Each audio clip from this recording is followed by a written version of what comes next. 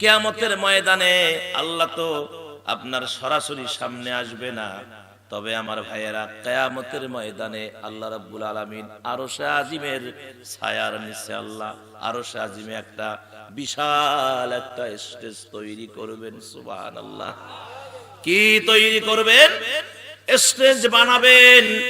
এই স্টেজে তিনটা চেয়ার থাকবে। কয়টা? তিনটা চেয়ার থাকবে। 1 নাম্বার বক্তা, 2 নাম্বার বক্তা, 3 নাম্বার বক্তা। সেই স্টেজের সেই মাহফিলের বক্তা হবে 3 জন। কয়জন? জোরে কোন। 3 জন বক্তা হবে। এই যে পোস্টারে কয়জন বক্তা? 3 জন বক্তা। কয়জন? 3 জন বক্তা। কিয়ামতের ময়দানে আরশে আজিমের নিচে যে স্টেজ হবে, খুঁটিগুলো হবে জান্নাতি খুঁটি, এগুলো স্বর্ণ দিয়া হবে, চেয়ার হবে স্বর্ণ হীরা মণি মুক্তা খচিত, চকচক চকচক চকচক চকচক করতে থাকবে। আমার ভাইয়েরা, এই অনুষ্ঠানের বক্তা হবে 3 জন। তৃতীয় বক্তা হবে নবিয়ানা দাউদ আলাইহিস সালাতু ওয়াস সালাম। দ্বিতীয় বক্তা হবে আমাদের প্রিয় নবী মুহাম্মদ রাসূলুল্লাহ সাল্লাল্লাহু আলাইহি ওয়াসাল্লাম। এবং প্রধান বক্তা হবেন স্বয়ং নিজেই আল্লাহ রাব্বুল আলামিন।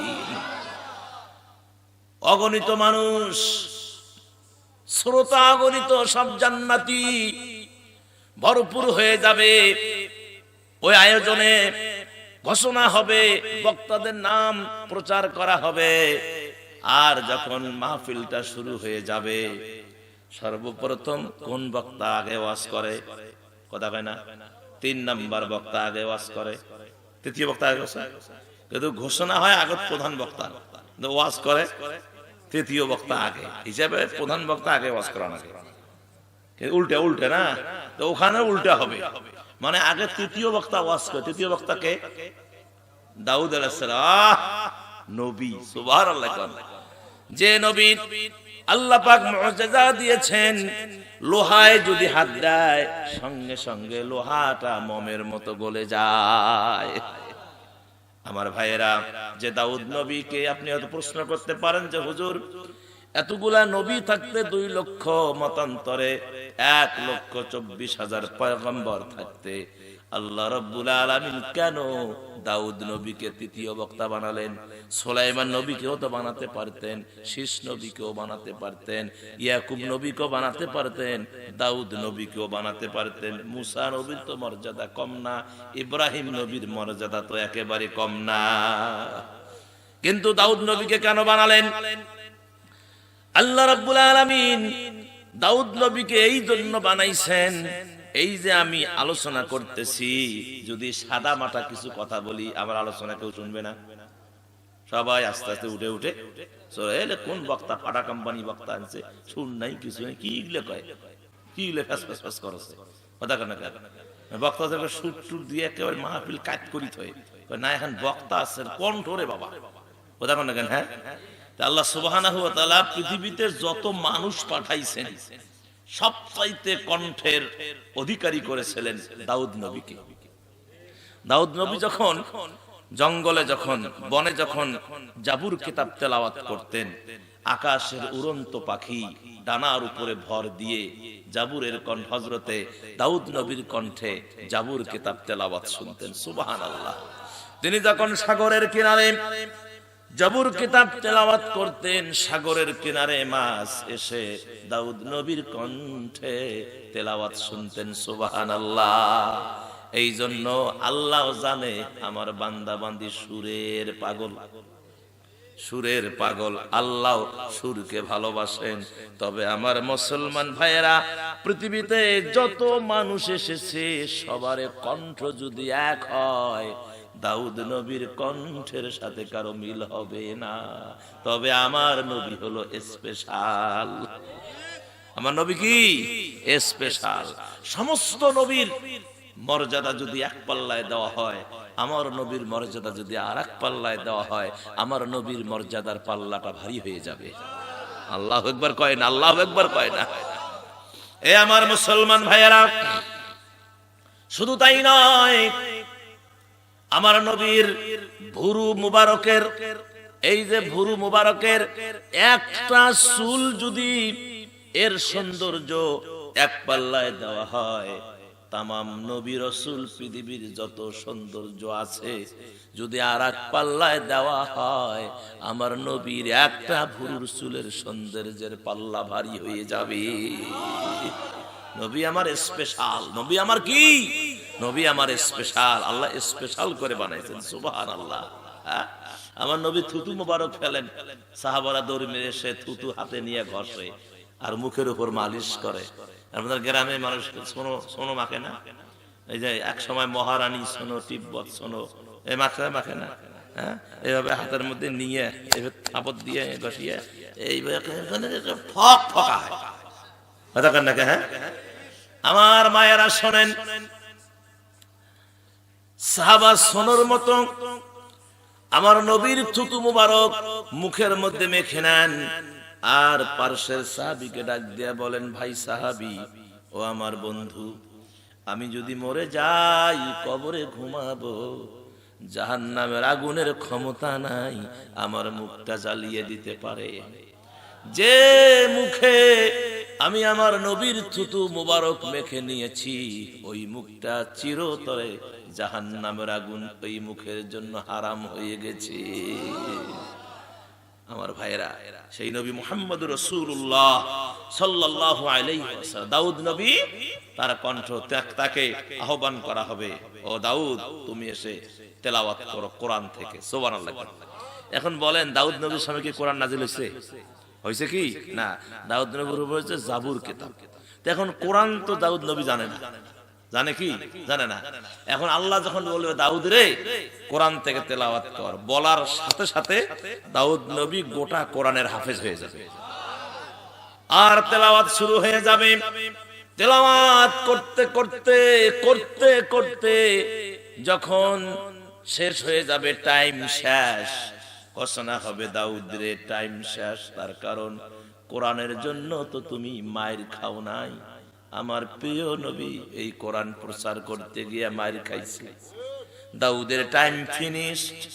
এবার আল্লাহ রাব্বুল আলামিন জিবরাইল মারফত ঘোষণা দিবেন, এবারে বক্তব্য দিবেন তামাম কুল কায়নাতের নিয়ামত রহমাতুল লিল আলামিন সরকারে দু আলম নূরে মুজাসসাম কামলিওয়ালা হাবিবুল্লাহ, উম্মতের কলিজা, তামাম উম্মতের জন্য নিয়ামত রহমাতুল লিল আলামিন আব্দুল্লাহর বেটা মুহাম্মদ রাসূলুল্লাহ সাল্লাল্লাহু আলাইহি ওয়াসাল্লাম। ঘোষণা হয়ে যাবে, আমার নবী নূরের পর্দাগুলোকে ভেদ করে যখন স্টেজের মধ্যে উঠবে, কিয়ামতের ময়দানের, হাসরের ময়দানের সমস্ত উম্মতেরা চিৎকার করে বলবে, আহা, আমাদের নবী এবার আলোচনা শুরু করে দিবেন। নবীজি যখন উঠবে, তামাম আরশে আজিম খালি নূর দিয়ে খালি চকচক চকচক করতে থাকবেন। হুজুর এসে বসবেন 2 নাম্বার চেয়ারে। হুজুর যখন বসবেন, তেলাওয়াত শুরু হয়ে যাবে। ও মুসলমানেরা, নবীজি তেলাওয়াত করবেন, আর রহমান আল্লামাল কুরআন খলাকাল ইনসানা আল্লামাহুল বায়ান আশ-শামসু ওয়াল কমারু বিহুসবানিন ওয়ান নাজমু ওয়াশ-শাজারু ইয়াসজুদান। তেলাওয়াত শুরু হয়ে যাবে। কিয়ামতের ময়দানের মানুষ তাক লাগিয়ে তেলাওয়াত শুনতে থাকবে, কি যে মধুর সুর প্রিয় নবীর। আপনি দেখেন, আমার নবী যখন দুনিয়ার জমিনে তেলাওয়াত করতেন, হুজরায় বসে কাফের বেঈমান মুশরিকেরা আমার নবীর তেলাওয়াত শোনার জন্য তার হুজরার চতুর্দিকে দাঁড়িয়ে থাকতো। সারা রাত পর্যন্ত দাঁড়িয়ে থাকতো, ফজরের আগ পর্যন্ত দাঁড়িয়ে থাকতো হুজুরের কণ্ঠে তেলাওয়াত শোনার জন্য। কত মধুর ছিল আমার প্রিয় নবীর কণ্ঠ। আমার ভাইয়েরা, সমস্ত নবীর কণ্ঠ, পৃথিবীর যত নবী আছে সমস্ত মানুষ, কিয়ামত পর্যন্ত যত মানুষ আসবে, আমার ভাইয়েরা, সমস্ত কণ্ঠ এক জায়গায় করলে আমার রাসূলের কণ্ঠের সাথে মিল হবে না। সুবহানাল্লাহ। আমার নবী যখন থেমে যাবে, টাইম যখন শেষ, ও নবী তেলাওয়াত বন্ধ করেন, তার কারণ কোরআন আমি নাজিল করেছি, আমার বান্দা আমার মুখে কোরআন শুনতে চায়। যখন নবীজি তেলাওয়াত শেষ হয়ে যাবে, সঙ্গে সঙ্গে হাসরের ময়দানের মানুষগুলো তন্দ্রা হয়ে যাবে, বলবে আমাদের আলোচনা করে শোনান শোনান, নবীর কণ্ঠে আমরা শুনতে চাই। এই রকম যখন সাউন্ড আসতে থাকবে, আস্তে আস্তে করে সবাই বেহুশ হয়ে যাবে। ৮,০০০ বছর পর্যন্ত হাসরের ময়দানে বেহুশ হয়ে পড়ে থাকবে। আল্লাহ তখন ডাক দিবে, ও হাসরবাসীরা তোমরা ওঠো, এবার প্রধান বক্তার আওয়াজ শোনো। আল্লাহ নিজেই তার তামাম আরশের তামাম রহমতের তামাম নূরের পর্দাগুলো ভেদ করে আল্লাহ নিজেই এসে যখন চেয়ারের মধ্যে বসবেন, ওরে আমার মুসলমানেরা প্রাণ ভরে আল্লাহর গোলামেরা আল্লাহরে দেখে নিবেন, আর আল্লাহ পড়া শুরু করবেন, ইয়াসিন ওয়াল কুরআনিল হাকীম ইন্নাকা লামিনাল মুরসালিন আলা সিরাতিম মুস্তাকিম। আল্লাহু আকবার কর, আল্লাহু আকবার। আমার ভাইয়েরা, এভাবে চলতেই থাকবে আমার বন্ধুগণ। আল্লাহ সুবহানাহু ওয়া তাআলা, এখন আসেন এই কথাটা কেন নিয়ে আসলাম, যে আল্লাহ সুবহানাহু ওয়া তাআলা সকল জান্নাতীরা আল্লাহকে দেখতে যাবে, কিন্তু এমন কিছু মহিলা আছে যে তাদেরকে আল্লাহ নিজেই দেখতে আসবে। মর্যাদা আছে না নাই? আছে না নাই? এই মহিলাগুলোর মর্যাদা আছে না নাই? আল্লাহ নিজেই দেখতে আসবেন। সেই মহিলাগুলো কারা? নবীজি বলেন, দাউদ শরীফের হাদিস, নবীজি বলেন, এই এই এই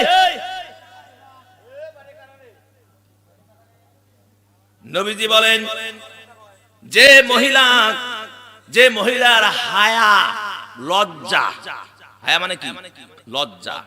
যে মহিলার লজ্জা করে, যে মহিলার লজ্জা আছে, আর যে মহিলা পর্দা রক্ষা করে চলে, যে মহিলার লজ্জাশীল এবং পর্দা রক্ষা করে চলে, আমার নবী বলেছেন, আমার আল্লাহ এই দুইটা কাজ যে মহিলা করবে জীবদ্দশায়, আমার আল্লাহ রাব্বুল আলামিন তার এই সম্মানের এই হায়া আর লজ্জা আর পর্দা করার কারণে আল্লাহ নিজেই তাদেরকে কিয়ামতের ময়দানে, হাসরের ময়দানে দেখতে আসবেন।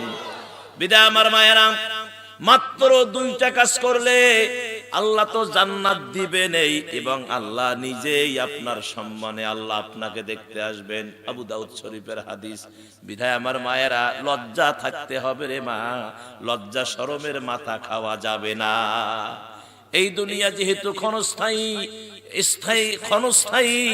স্থায়ী নয়, যেটা স্থায়ী দুনিয়া, সেই দুনিয়ার জন্য আপনাকে কোশেষ চেষ্টা করতে হবে।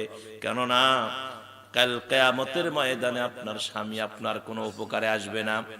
স্বামী বলবে যে আমি তোমারে বিয়ে করি নাই, ছেলেরা বলবে আমার মা ছিল না, মা বলতে আমার কেউ ছিল না, বন্ধু বলবে আমার কোনো বন্ধু বান্ধবী ছিল না।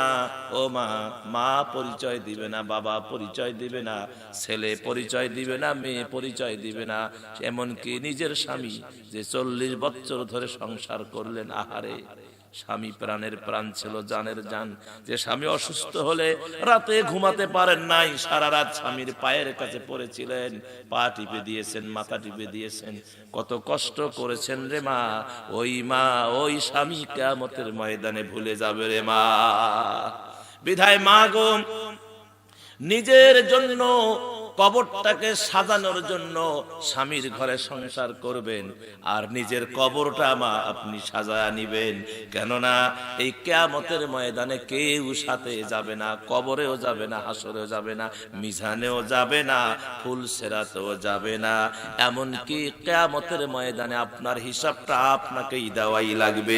কথা বলেন ঠিক কিনা? বিদায় মা, পাগলামি করো না মা, তোমার পায়ে ধরি রে মা, খবরদার পাগলামি করো না। ওই মেয়েটা অতীব চালাক, যে মেয়েটা দুনিয়ায় থেকে আল্লাহকে খুশি করতে পেরেছে। ওই মানুষটি অতীব চালাক, যে দুনিয়ায় থেকে আমার আল্লাহকে রাজি করতে পেরেছে। বিধায় আমার মায়েরা, তাহলে যে মা দুইটা কাজ করবে, কি করবে? যে মায়ের পর্দা আছে আর যে মায়ের লজ্জা আছে, এই মাটাকে আল্লাহ নিজেই হাসরের ময়দানে দেখতে আসবে। সুবহানাল্লাহ। 4 নম্বরে, যে স্বামী তার স্ত্রীকে মাসআলা শিক্ষা দিবে, স্বামীর ব্যাপারেও কথা আছে, যে স্বামী তার স্ত্রীকে একটি মাসআলা শিক্ষা দিবে, আল্লাহ রাব্বুল আলামিন ওই স্বামীর আমলনামায় 70 বছর ইবাদত করলে, নফল ইবাদত করলে যে পরিমাণ সওয়াব, ওই পরিমাণ সওয়াব আল্লাহ ওই স্বামীর আমলনামায় লিখে দেয়। কয় বছর? 70 বছর ইবাদত করলে, নফল ইবাদত যে সওয়াব, এই সওয়াব আল্লাহ পাক তার আমলনামায় লিখে দেয়। কি করবেন? স্বামীকে স্ত্রীকে একটা মাসলা শিখান। কি মাসলা? একটা মাসলা, যে খবরদার তুমি দেখো, এই যে উজুর তরিকা, এই যে উজু, এই যে ধরো তোমার নামাজের বাহিরে এবং ভিতরে 13 বা 14 ফরজ। কথা কোন? উজুর ফরজ হলো 4টা। কয়টা? উজুর ফরজ 4টা। কি? নাক ধোয়া, মুখ ধোয়া, কান ধোয়া, মাথা ধোয়া, নাকি জানেন না? উজুর ফরজ কি?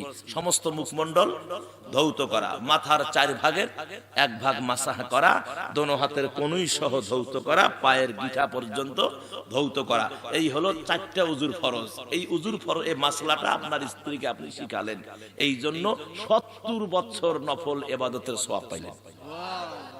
আপনি এইটা শিখাবেন, মোবাইল বের করে বিক্ষোভেন, দেখে আল্লাহ দেখ, ইয়ার পাশাতেই গুতপাল লাগছে, এ পাশাতেই গুতপাল লাগছে, এই যে টিকটকে আছে না, কতক্ষণ আছে না, কি যে অবস্থা আমাদের অবস্থা। আমার যুবতী মেয়েরা, এ বেটি তুমি আর কি পাওয়ার দেখাও, তোর সে কত পাওয়ার আল্লাহ চলে গেছে। কথা কন না কেন? এখন তো মনে করেন একনা দুগুনা ছাওয়া হলে এরা জীবন চলে না। আমার দাদি, আমার নানি ওদের 12-13টা প্রোডাকশন দিছে, 12-13 ডেলিভারি মারছে।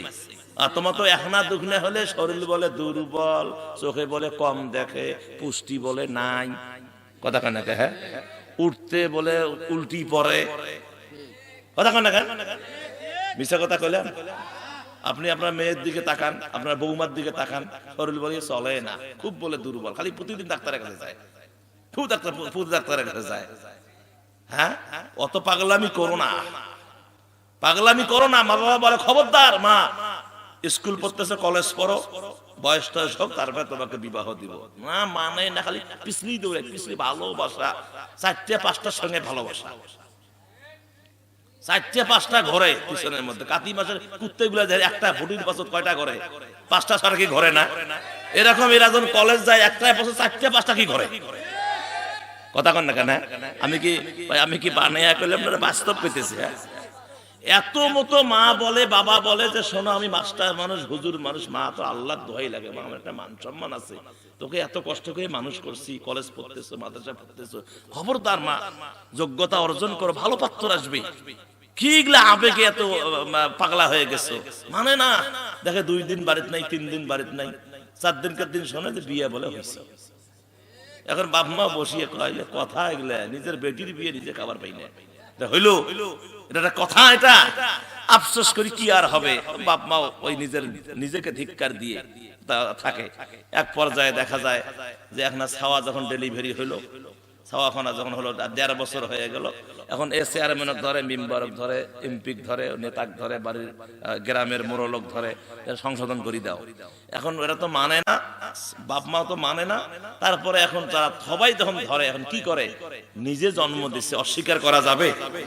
তারপরে মনে করে মেনে নিল, মেনে নেওয়ার পরে এখন দেখো যে আগে যেটা কইলাম, শরীর বলে চলে না, দুর্বল, চোখে বলে কম দেখে, জোনাকি পোকা, হাঁটতে বলে ঢুলি পড়ে, তেলাপি ঢুলি পরিষ্কে তো সামলায় যায় না, সামলায় যায় না। এখন ঢুলিসকে, এখন চোখের জোনাকি পোকা বেড়াই কে? হ্যাঁ, শয়তান। এখন কিসের জোনাকি পোকা? ওই অবস্থায় স্বামীর সংসারও করতে হবে, ওই অবস্থায় ছাওয়াকেও মানুষ করতে হবে, ওই অবস্থায় ঠিক কোনো কেঁকু, ইস মাস, কোমরে ব্যথা, পিঠির ব্যথা, ঘাড়ত ব্যথা, এগুলো কি? হ্যাঁ, এগুলো অধিকার দেখবেন। এত মনে করেন আপনি সেই অনেক দূর থেকে আসবেন বাড়ির, এমনিতে মনের মধ্যে অনেক কষ্ট, কামিং টামিং নেই, হে নাই সে নাই, বাড়িতে আসবেন, আসিয়া তোর মার কি হয়েছে, কোমর বলে ব্যথা করে, কথা কয় না। এ ভাই এটা ওয়াজ কি বাস্তব না ভাই? একেবারে বাস্তব ওয়াজ। বিদায় আমার বোনেরা খবরদার, এই যুবকেরা তোমরা তো বদমাইশ, খালি বড় লোকের মেয়েকে হাসপার পাইলে বাঁচি যায়। হ্যাঁ, মেয়েদের পিছনে কেন ঘর? লজ্জা লাগে না তোমার? তুমি একটা যুবক মানুষ, তোমার একটা ভবিষ্যৎ আছে, তুমি কেন মানুষের সম্পদের আশা করবা? বাপের বাচ্চা হয়ে তোকে যোগ্যতা অর্জন করে বিবাহ করো। কেন তুই মানুষের ডিমান্ডের আশায়, শ্বশুরবাড়ির ডিমান্ডের আশায় পড়ে আছো? কেন তোমাকে শ্বশুরবাড়ির মোটরসাইকেল লাগবে? কেন তোমাকে প্রাইভেট কার লাগবে? কেন তোমাকে শ্বশুরবাড়ির ফার্নিচার লাগবে? তোর একটা পুরুষ মানুষ, যুবক মানুষ, তোর লজ্জা নাই, শরম নাই? বেলজ্জা কথাকার, লজ্জাহীন। বাপের বাচ্চা যদি হয়ে থাকো, ফার্নিচার করবা, মোটরসাইকেল কিনবা, তারপরে যোগ্যতা অর্জন করবা, দেনমোহর যা হবে বিবাহের অনুষ্ঠানে দিয়ে বিয়েটাকে নিয়ে চলে আসবা। এটাই হলো হিসাব। ঘর বানাইতেছে, রুম করিতেছে, ভাই ফাঁকা জায়গা বিয়ে করলে যৌতুক নিবে, ওই যৌতুকের ফার্নিচার দিয়ে ঘর ভরাইবে। শয়তানের বাচ্চা। কতক্ষণ মোটরসাইকেল, লজ্জা লাগে না? শ্বশুর বাড়ির মোটরসাইকেল রাস্তায় থাকে, রাস্তায় ঘোরো, লজ্জা লাগে না? শরম লাগে না? শরম লাগে নাই? শ্বশুর বাড়ির মোটরসাইকেল, আমি তো আমার ভাইয়ের, আমি ওই কচুর কথা ফাঁস দিয়ে মারা যাইতাম। এই লজ্জা তো তারা এই কাজগুলো করে। কথা কর, এই যুবক, যোগ্যতা অর্জন কর।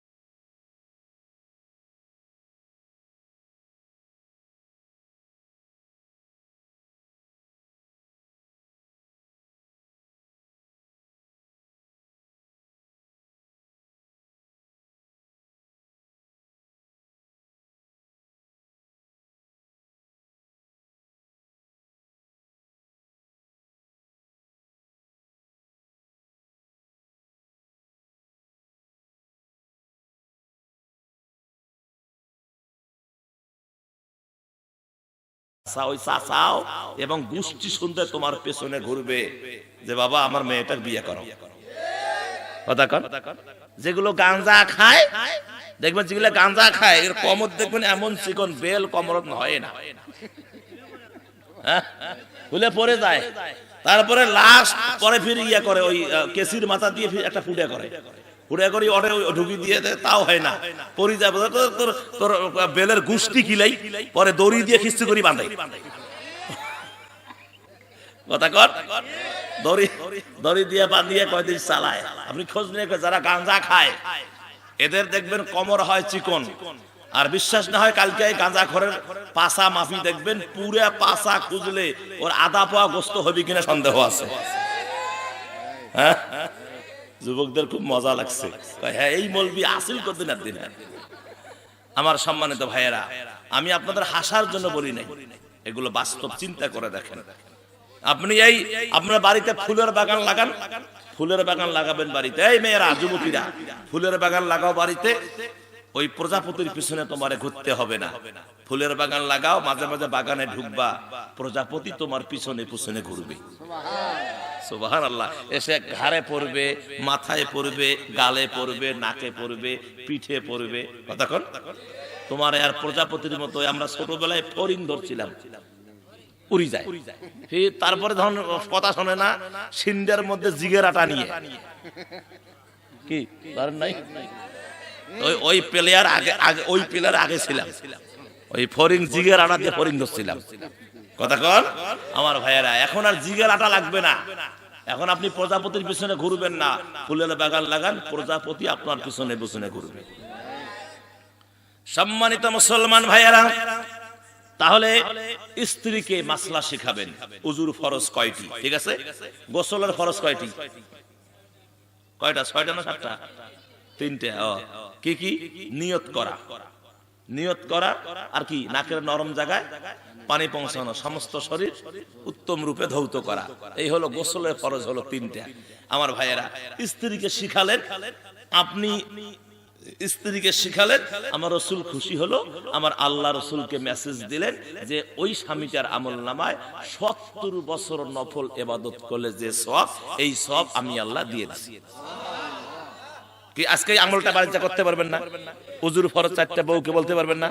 গোসলের ফরজ 3টা বলতে পারবেন না? আমার ভাইয়েরা, এইভাবে যদি আপনি আপনার মানে পরিবারটাকে আপনি যদি নার্সিং করতে পারেন, এভাবে যে মাসলা মাসাইল নিয়ে সপ্তাহে একদিন, মাসে একদিন বা মাসে 2 দিন বসে যদি আপনি একটু দর্স দিতে পারেন, তাফসিরের দর্স, কোরআনের দর্স, হাদিসের দর্স, মাসলা মাসাইলের দর্স, ওই বাড়িটা জান্নাতের বাগান হয়ে যাবে। সম্মানিত মুসলমান ভাই, আর সামনে আগাবো না, যেহেতু অনেক আলোচনা পড়ে আছে। আর আমার মায়েরা, 1 2 3 4 5 নাম্বার হলো যে স্ত্রী স্বামীর সন্তুষ্টি নিয়ে। কত চমৎকার কথা রে মা! ও মা গো, স্বামীকে কষ্ট দিবা না। স্বামী যদি আঘাত করে, আপনাকে কষ্ট দেয়, আসিয়ার মতো স্বামীর জন্য দোয়া করবা, আল্লাহ আমার স্বামীকে তুমি হিদায়াত দিয়ে দাও, আমার স্বামীকে তুমি হেদায়েত দাও। আমার স্বামী আমারে মার দেয়, আমারে কষ্ট দেয়, আমারে গালি দেয়, আমারে ভাত দেয় না, কাপড় চোপড় ঠিক মতো দেয় না। ও মা, স্বামীকে গালি না দিয়ে আমার আল্লাহরে বিচার দাও, আল্লাহ আমার স্বামীকে তুমি হেদায়েত দিয়ে দাও। এই দোয়া কোনদিন করেছিলেন না?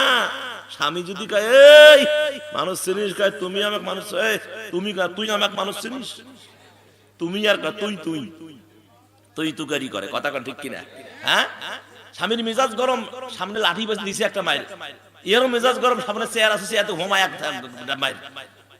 তারপরে দেখা যায় 2 জনের মাথা ফাটা শেষ, একজন মহিলা ওয়াটে, একজন পুরুষ ওয়াটে। কথা কন নাকি? কি হয়েছে যে স্বামী স্ত্রী মারামারি। স্বামী হলো মানে এটা হলো মহিলা ওয়ার্ড, এটা পুরুষ ওয়ার্ড। পুরুষ ওয়ার্ডে স্বামী ট্রিটমেন্ট নাওছে, মহিলা ওয়ার্ডে স্ত্রী ট্রিটমেন্ট নাওছে। কি মহব্বত দেখেন! অথচ রাসূল বলছেন যে ঘরে স্বামী স্ত্রীর মহব্বত আছে, সেই ঘরটা জান্নাতের টুকরা।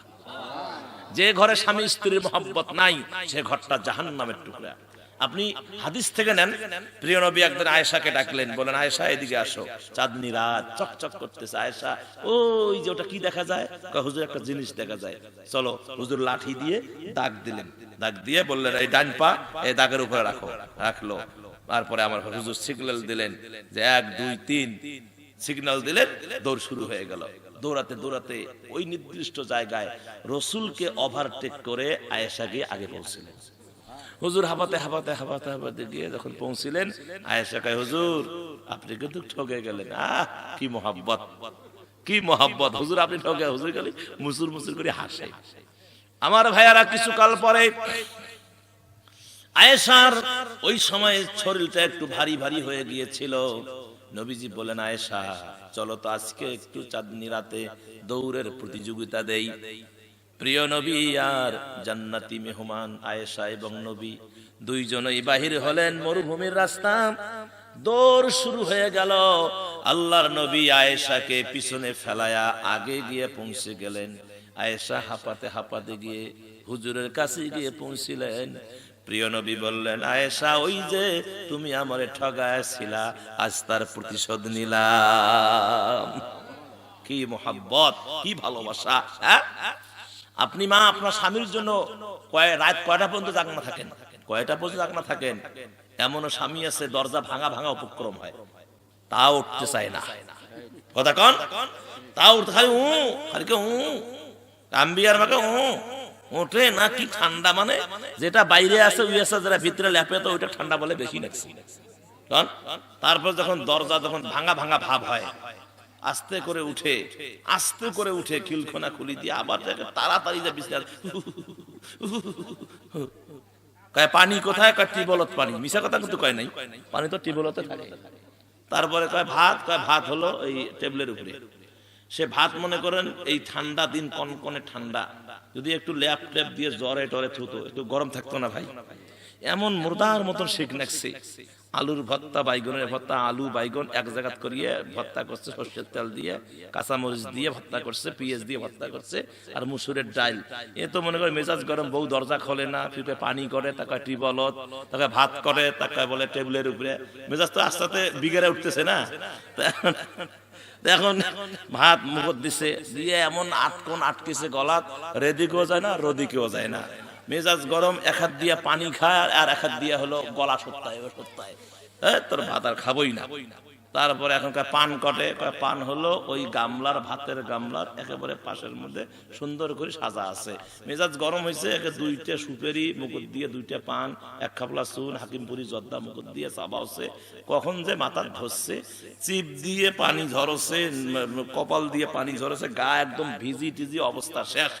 এখন মেজাজ হয়েছে গরম, পেন্টি খান কটে খানায়। এই কথা কয়ার সাথে বউ এখন ল্যাপ ফেলে দিয়ে মুই না কখনোই উঠি বসি আছে, মানে পেন্টির মধ্যে সোজা। পেন্টি বোঝেন? এ লাঠি বোঝেন?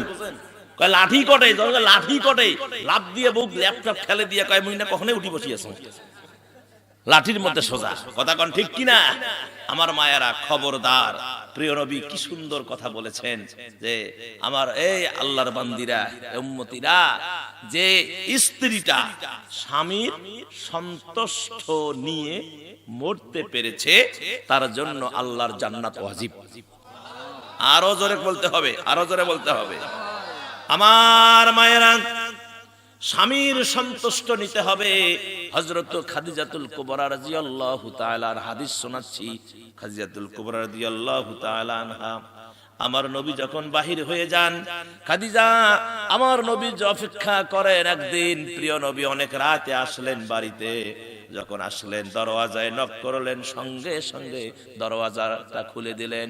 নবীজি বললেন, খাদিজা তুমি কি ঘুমাও নাই? নবীজিকে বললেন, খাদিজা ইয়া নবী আল্লাহ, আমি কেমনে ঘুমাই? রহমতের নবী, প্রাণের ছবি, প্রিয় স্বামীকে বাইরে রেখে আমি খাদিজা কি ঘুমাতে পারি? ইয়া নবী আল্লাহ, যতদিন যতকাল আপনি বাইরে থাকেন আমি খাদিজা ঘুমাই না। দরওয়াজায় পিঠ লাগায়া লাগায়া আমি আমার প্রিয় স্বামীর জন্য অপেক্ষা করি। আমার ভাইয়েরা, এরকম দরদি মা, দরদি স্ত্রী কয়জনের আছে? এমনি কি জান্নাতি? এমনি কি জান্নাতি? আমার মায়েরা, তাহলে স্বামীর সন্তুষ্টি নিয়ে যদি মরতে যদি পেরে মরে যান, আপনার জন্য জান্নাত ওয়াজিব। এখন আপনি স্বামীকে কিভাবে সন্তুষ্ট, আপনার ব্যাপার সেটা। এটা স্বামীর সন্তুষ্টি নিয়ে আপনাকে মরতে হবে। স্বামীকে কষ্টে রেখে, স্বামীকে অসন্তুষ্ট করে মারা গেলে আপনার নামাজ, রোজা, হজ, যাকাত, দান, খয়রাত কিছু কাজে আসবে না। হাদিস, সহিহ হাদিস। আর একটা আমল দিয়ে এই চ্যাপ্টার ক্লোজ, যাতে মায়েরা বলতে না পারে হুজুর আমাদের ওয়াজ করে নাই। শুরু তো মা দিয়ে করছি, আর এটা প্রয়োজন ছিল। গ্রামে এটা প্রয়োজন। গ্রামে আপনি জিহাদের ওয়াজ করবেন নাকি? গ্রামে আপনাকে ওয়াজ করতে হবে ফজিলতের ওয়াজ, যাতে মানুষ, এখন তো যারা অন্যায় করছে তো পালাইছে, ওদের নিয়ে আরো গবেষণা করার দরকার আছে। ওরা যদি ঢোকে তাহলে